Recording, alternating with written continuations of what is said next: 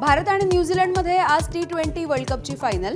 मायदेशामध्ये खेळणाऱ्या भारताचं पारडं जड, पण न्यूझीलंडची देखील टीम तगडी।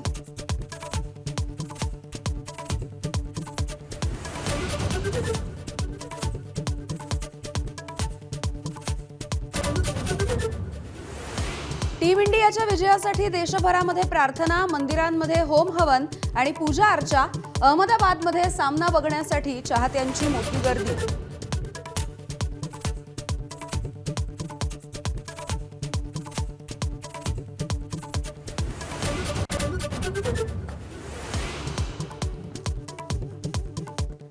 ऑल इंग्लंड ओपन बॅडमिंटन स्पर्धेमध्ये भारताचा लक्ष्य सेन खेळणार अजिंक्यपदासाठी।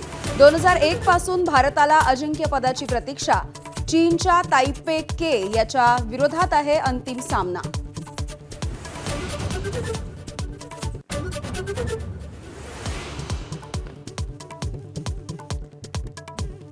इस्रायलचा इराणची राजधानी तेहरानमधल्या तेल विहिरीवरती हल्ला। भयंकर आगही भडकली। डेपोमधलं तेल गटाराच्या पाईपांमध्ये घुसल्यामुळे शहरातल्या अनेक भागांमध्ये पसरली आग।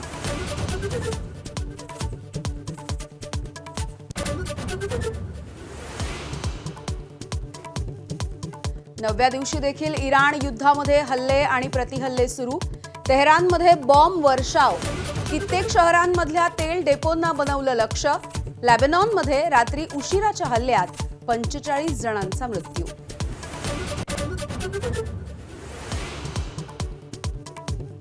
अमेरिकेचे राष्ट्राध्यक्ष डोनाल्ड ट्रम्प इंग्लंडवरती संतापले।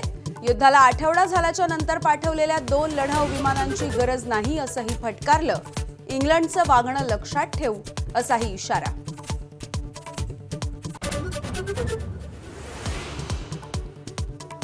पुण्यातील उड्डाणपुलाचं लोकार्पण। विद्यापीठ रस्ता, पाषाण आणि बाणेरमधील वाहतूक कोंडी कमी होणार। पुलाला अजित पवार यांचं नाव देण्याची मागणी।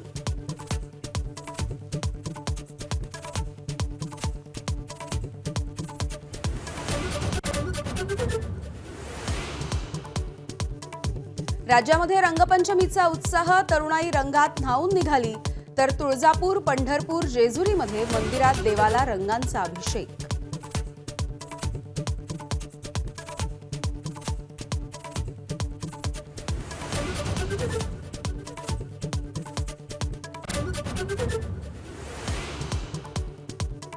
सातारा जिल्ह्यामधल्या बावधनमध्ये जगप्रसिद्ध बगाड यात्रेला सुरुवात। राज्यातले लाखो भाविक बावधनमध्ये भैरवनाथाच्या बगाडाला अमेरिकन डॉलर्सची माळ अर्पण।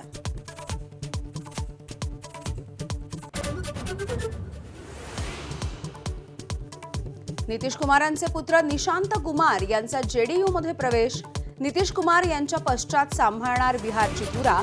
उपमुख्यमंत्रीपद मिळतं का आणि भाजपचा मुख्यमंत्री नेमका कोण असेल याची उत्कंठा।